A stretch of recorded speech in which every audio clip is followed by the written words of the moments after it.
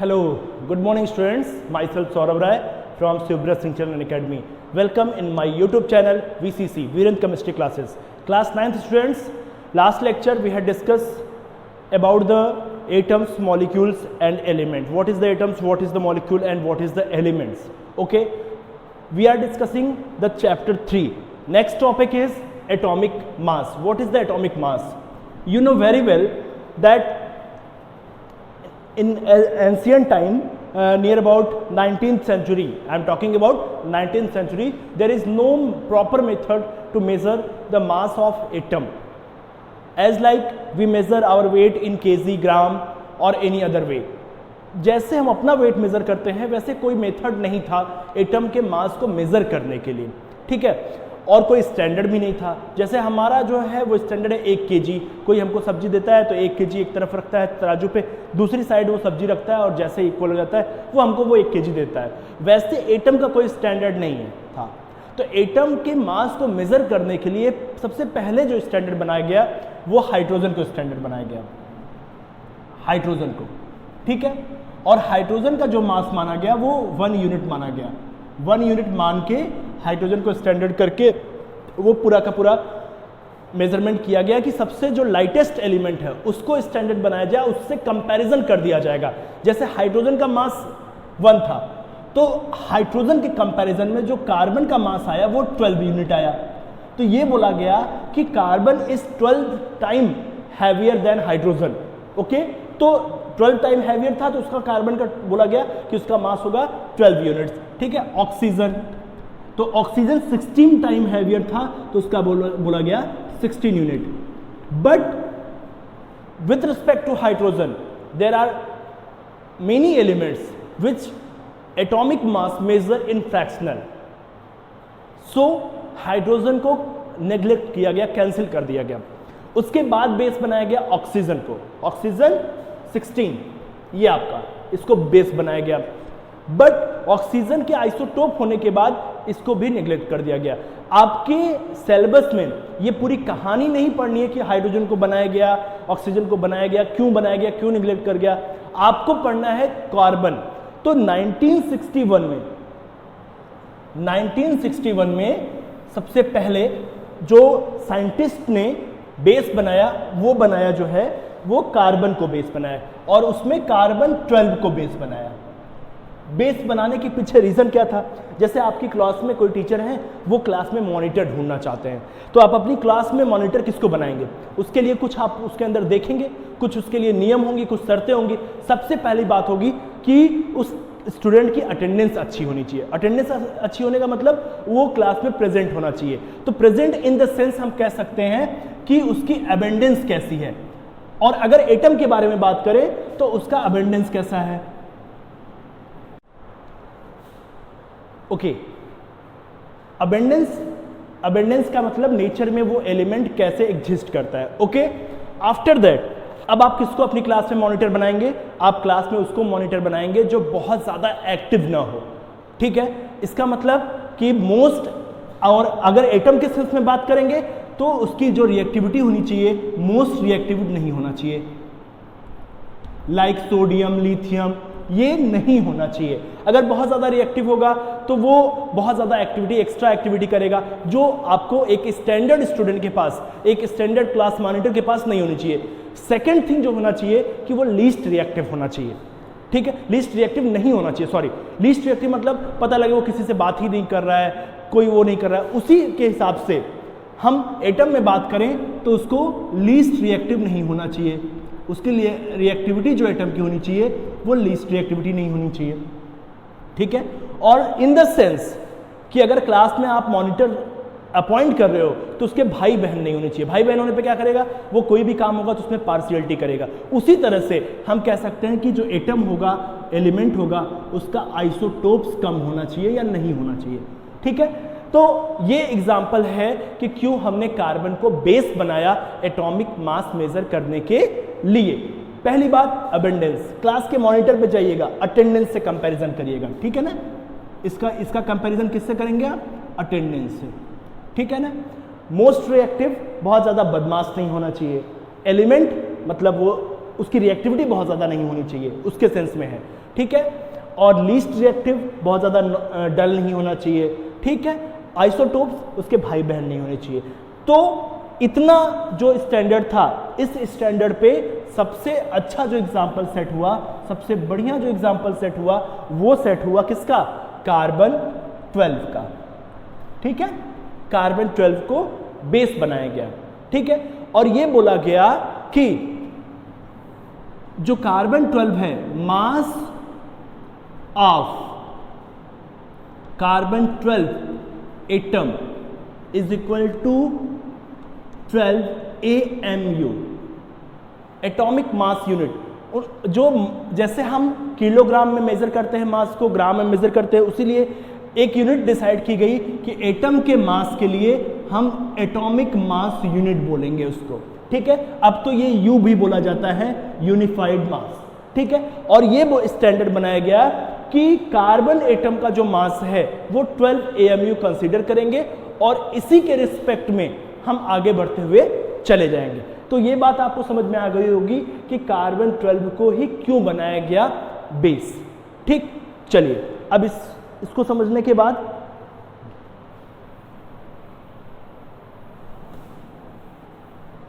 तो साइंटिस्ट ने क्या दिया? साइंटिस्ट ने दिया दैट इज मास ऑफ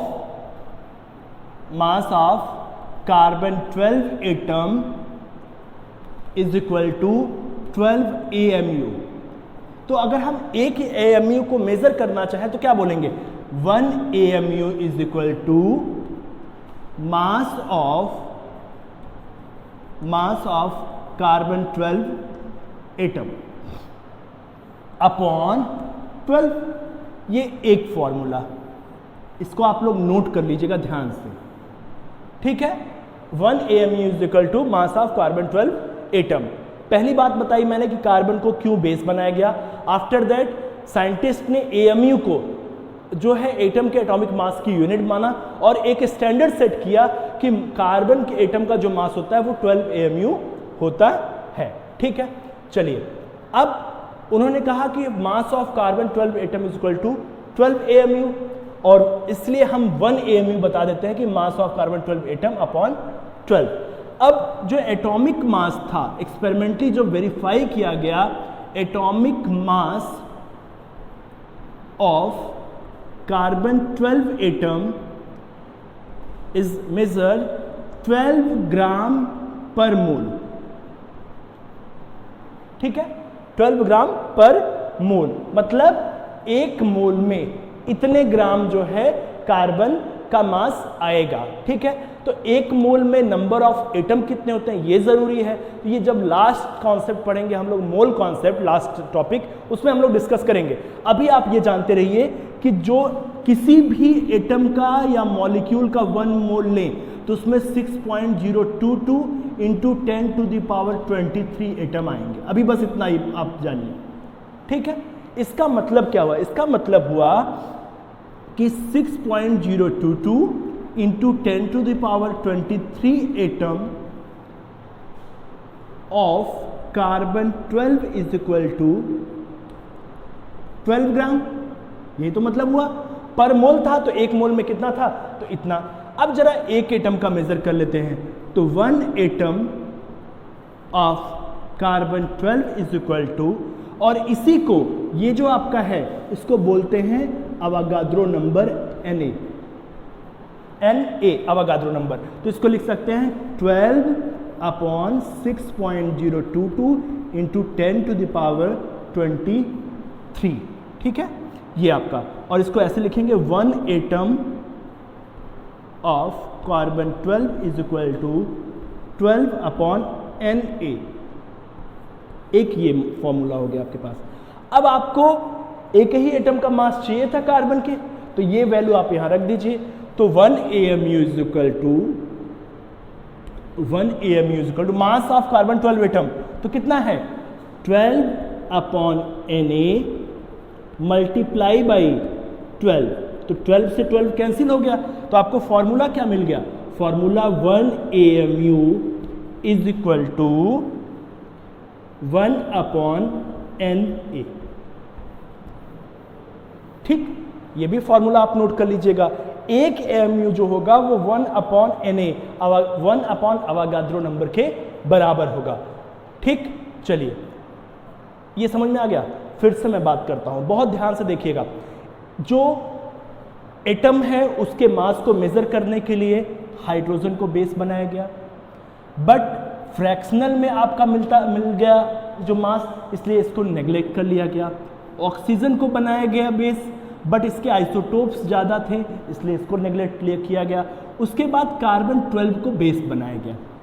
क्यों बनाया गया? क्योंकि कार्बन 12 की जो अबेंडेंस थी, नेचर में एग्जिस्टेंस था, वो अच्छा था।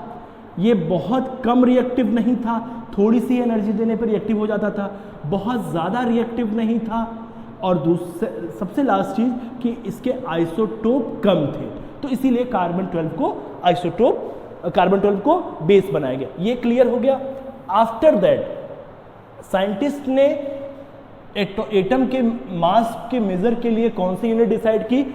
एएमयू बोला, एटॉमिक मास यूनिट। बाद में चल के इसको यू बोला जाता है, यूनिफाइड मास। ओके, और बताया कि mass of carbon 12 atom is 12 AMU. एक कंसीडर ले लिया, एक स्टैंडर्ड बना लिया। जैसे आप कहते हैं ना, अमेरिका में रखे हुए एक प्लेटिनम का एक मतलब वेट है जिसका जो मास है वो 1 किलोग्राम है, उसी के बेस पे हम मेजर करते चले जाते हैं। तो ऐसे ही साइंटिस्ट ने बता दिया। ठीक है, तो साइंटिस्ट ने बता दिया तो हमने कहा कि 1 एमयू कितने के बराबर होगा। अब भाई अगर 12 एएमयू में मास ऑफ कार्बन एटम आ रहा है, 12 एटम आ रहा है, तो 1 एमयू में कितना आएगा? Mass of carbon 12 atom upon 12।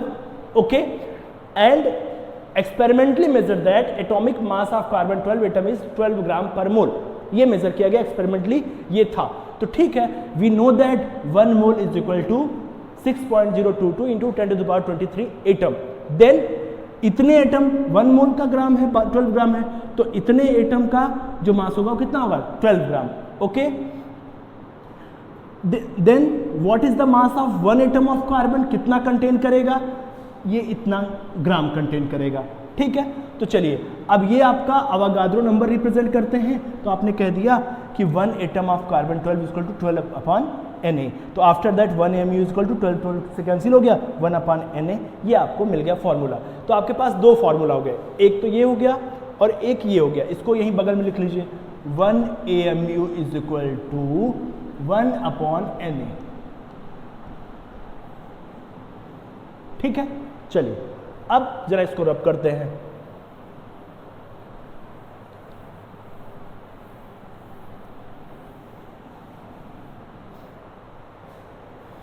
अब जो आपने निकाला 1 AMU is equal to 1 upon Na, तो आप Na की वैल्यू रख दीजिए, दैट इज 1 अपॉन 6.022 इंटू 10⁻23। ठीक है, अब इसको सॉल्व कर लीजिए। सॉल्व करने के लिए क्या करेंगे, आप ऊपर 10 से मल्टीप्लाई कर दीजिए। तो 1 में 10 से मल्टीप्लाई, तो 10 अपॉन 6.022 इंटू 10⁻23। ठीक है, 10⁻23 ऊपर लेके चले जाइए, तो 10⁻⁻23, और यहाँ 10 से यहाँ भी मल्टीप्लाई करेंगे तो ये ऊपर जाएगा तो 24 हो जाएगा, 10⁻24। और यहाँ जब आप डिवाइड करेंगे 10/6.022, तो आपको आंसर मिलेगा 1.66 इंटू 10⁻⁻24 ग्राम। ठीक है, इसका मतलब क्या हुआ? इसका मतलब 1 AMU is equal to 1.66 into 10⁻24 gram. एक फॉर्मूला आपके पास ये हो गया। ठीक है, अब इसके रिस्पेक्ट में आप किसी का भी मास AMU में कन्वर्ट कर सकते हैं। आप कह सकते हैं mass of atom in AMU is equal to, ये क्या है आपका mass of atom in gram upon 1.66 into 10⁻⁻24 gram. ठीक है, ये तो ये आपको किस में मिल जाएगा? दैट इज सो कॉल्ड, आपको AMU में आपका आंसर मिल जाएगा। ठीक है, ये मास ऑफ एन, क्यों? क्योंकि 1 AMU इज इक्वल टू इतना ग्राम। तो अगर ग्राम को आपको MU में कन्वर्ट करना है तो आप इससे डिवाइड कर देंगे तो आपको आंसर आपका मिल जाएगा। ठीक है, मैंने क्या किया, मैंने आपको इतना बता दिया कि जो एटॉमिक मास होता है दैट इज, आप इसको डिफाइन भी कर सकते हैं, atomic mass of an element may be defined as the mass of carbon 12 atom, how much carbon 12 atom is heavier than that atom, जिसका आप मेजर कर रहे हो उससे कितना ज्यादा वो हैवियर है। बस यही आपको पता चलता है। जैसे अब मैं कहूं आपसे, मैं कहूं कि मेरा वेट 2 kg है, ठीक है, और किसी स्टैंडर्ड पर, और मैंने कहा आपका वेट 24 kg है, तो चलिए दूसरे स्टैंडर्ड पे या मास यूनिट पे बताइए जरा, तो 12। इसका मतलब अगर मेरा वेट 1 यूनिट लिया गया तो आपका उसी यूनिट में कितना होगा, 12 यूनिट होगा। यही है, that is the atomic mass unit, यही इसी को बोलते हैं, कंपैरिजन करते हैं आप। ठीक है, ये अब इसके बेस पे हम किसी का रख के देख लेते हैं। चलिए 1-2 एग्जांपल इस पे साफ कर, इस क्वेश्चन को लगा लीजिएगा। ठीक है, mass of atom in AMU, AMU में मास निकालना होगा, क्या होगा, उस एटम का ग्राम में मास निकाल लीजिएगा और 1.66 इंटू 10⁻²2 से भाग दे दीजिएगा 24 से, तो आपका काम हो जाए। क्यों? क्योंकि 1 AMU is equal to 1/Na। और इसको मैंने सॉल्व किया है तो इतने ग्राम में। थोड़ा सा मैथमेटिकल कैलकुलेशन है, जितनी बार आप वीडियो को देखेंगे उतना ही अच्छे तरीके से आपको समझ में आने वाला है। ठीक है ना, 2 से 3 बार वीडियो को देखिएगा, आपका मैथमेटिकल कैलकुलेशन है इसके लिए।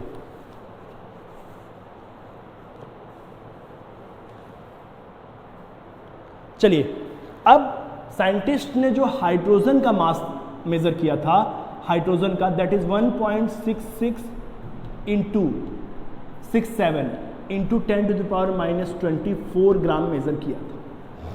ठीक है, अब आपको MU में चाहिए, तो mass of hydrogen in AMU, तो क्या किया गया, तो इसका मतलब formula, mass of hydrogen in gram upon 1.66 into 10⁻⁻24। तो मास ऑफ हाइड्रोजन इन ग्राम कितना था, 1.67 इंटू 10⁻⁻24 अपॉन 1.66 इंटू 10⁻⁻24। ये कैंसिल आउट हो गया, सॉल्व करेंगे 1.007 AMU आपको मिलेगा, जिसको आप कंसीडर करते हो 1। ठीक है, तो ऐसे ही जितने भी एटम थे सबका एटॉमिक मास AMU यूनिट पे निकाला गया, और सारे सबका जो एटॉमिक मास है उसकी टेबल हम आपको बना देते हैं। ठीक है ना, ऐसे आप किसी का भी निकालना होगा कि भाई, अगर आपको क्वेश्चन क्या पूछेगा, क्वेश्चन पूछेगा if the mass of that atom in gram is that thing, अगर इतना है तो what is the mass of the atom in AMU। कुछ नहीं करना, आपको 1.66 इंटू 10⁻⁻24 से डिवाइड कर देना। ठीक है, चलिए अब आते हैं नंबर ऑफ एटम। आपको 20 एलिमेंट तक एटॉमिक मास लर्न होना चाहिए। ठीक है, 20 एलिमेंट तक अगर एटॉमिक मास लर्न है तो आपका काम काफ़ी आसान हो जाएगा। चलिए अब देखिए, 1 by 1 एटॉमिक नंबर के थ्रू हम लोग कर लेंगे। ये टेबल आपको प्रिपेयर करनी होगी, ठीक है ना, ये element,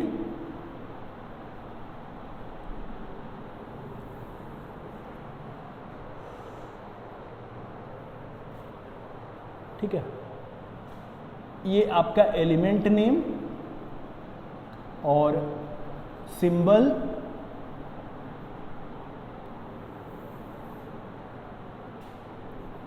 atomic mass,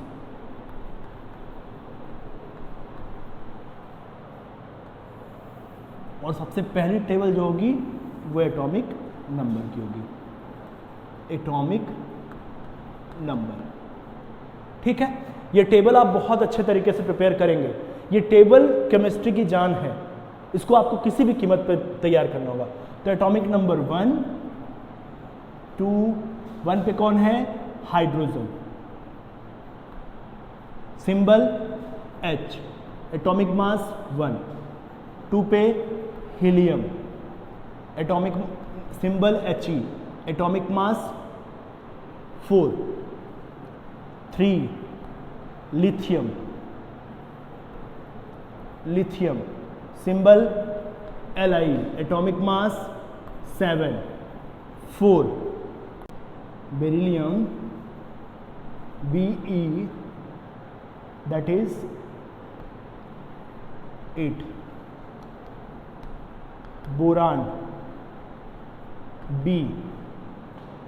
9, sorry 10, carbon 6 पे आपका कार्बन होता है, कार्बन सिंबल C, मास 12, ठीक है। 7 नाइट्रोजन N 14, 8 पे oxygen, oxygen O 14 after 16, 9 fluorine,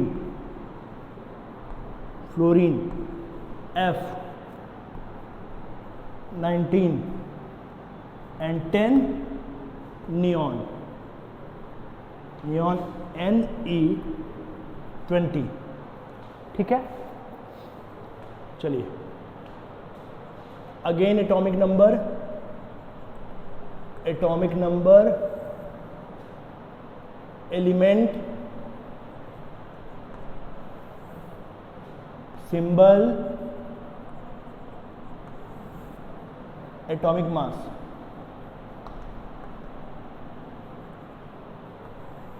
ठीक है। तो 11 पे सोडियम, सोडियम का Na 23.5, 12 magnesium Mg 24, 13 aluminium, aluminium Al 27, 14 silicon Si 28, 15 phosphorus, phosphorus P 31, 16 sulphur 32, sorry sulphur S and mass 32, 17 chlorine Cl and 35.5, 18 argon, argon Ar, that is 40, okay। 19 potassium, potassium K 39 and 20 last calcium, calcium that is Ca 40, okay students. ये table बहुत important है, ठीक है। इसमें atomic number भी दिया गया है, एलिमेंट नेम है, सिंबल है, एटॉमिक मास है। किसी किसी बुक से आपका एटॉमिक मास का जो वेरिएशन आपको देखने को मिलेगा, ठीक है। तो उससे आप घबराइएगा नहीं, वो सारा डाउट मैं क्लियर करूंगा। और एटॉमिक मास लर्न करने का एक तरीका मैं आपको बता दे रहा हूं यहीं से। अगर एटॉमिक नंबर, ये टेबल आप बना लेंगे, उसके बाद यहीं से आप थोड़ा सा देख लीजिए इस बॉक्स में,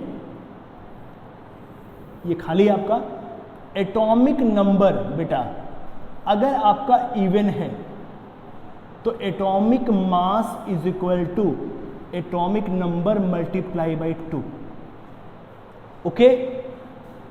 if the atomic number is odd, then atomic mass is equal to atomic number multiply by 2 + 1। ठीक है, कुछ एलिमेंट्स पे ये रूल यूनिवर्सल रूल नहीं है, ये आपको लर्न करने का तरीका बताएगा। ठीक है, जैसे हाइड्रोजन के साथ ये नहीं है, हीलियम 2 2 4 इवन है, सही। लिथियम 3 2 6 + 1 7 सही है। बेरिलियम 4 2 8 सही है। बोरान 5 2 10 इसका 11 होता, सॉरी 11 + 1 11। कार्बन 6 2 12। नाइट्रोजन 7 2 14 + 1 15 होना चाहिए, लेकिन 14 होता है, इसका मतलब ये भी नहीं है। ऑक्सीजन 8 2 16 ये सही है। फ्लोरीन 9 2 19 + 1 9 2 18 + 1 19 ये सही है। नियॉन 10 2 20 ये भी सही है आपका। ठीक है, आफ्टर दैट 11 2 22 + 1 23 होना चाहिए, बट 23.5 है, इसको लर्न करना जरूरी है। मैग्नीशियम 12 2 24 सही है। एल्यूमिनियम 13 2 26 + 1 27 सही है। सिलिकॉन 14 2 28 सही है। फॉस्फोरस 15 2 30 + 1 31 ये भी आपका सही है। 16 2 32 सही है। 17 2 34 + 1 35 होना चाहिए, लेकिन 35.5 होता है, ये भी स्टार है, इसका मतलब ये उस रूल पे नहीं आता है, इसको आपको अलग से लर्न करना हो। आर्गान भी एक्सेप्शन में आता है आपका, 67 66 होना चाहिए, बट 40 होता है। पोटेशियम 19 2 38 + 1 39। कैल्शियम 20 2 40। कुछ एलिमेंट्स आपको मिलेंगे जो इस रूल पे नहीं आएंगे, बाकी सारे एलिमेंट्स का आपको सेम मिलेगा। तो इस टेबल को आप अच्छे तरीके से प्रिपेयर कर लीजिएगा। जब तक ये टेबल प्रिपेयर नहीं होगी, आप एलिमेंट का एटॉमिक मास लर्न नहीं करेंगे, तब तक आप मॉलिक्यूलर मास नहीं निकाल पाएंगे। ठीक है ना, तो that is the atomic mass. AMU अभी इस पे एक लेक्चर और पॉसिबल है कि एक लेक्चर इस पे और ले, लेकिन उससे पहले ये आपको लर्न होना चाहिए। ठीक है, okay, thank you and have nice day.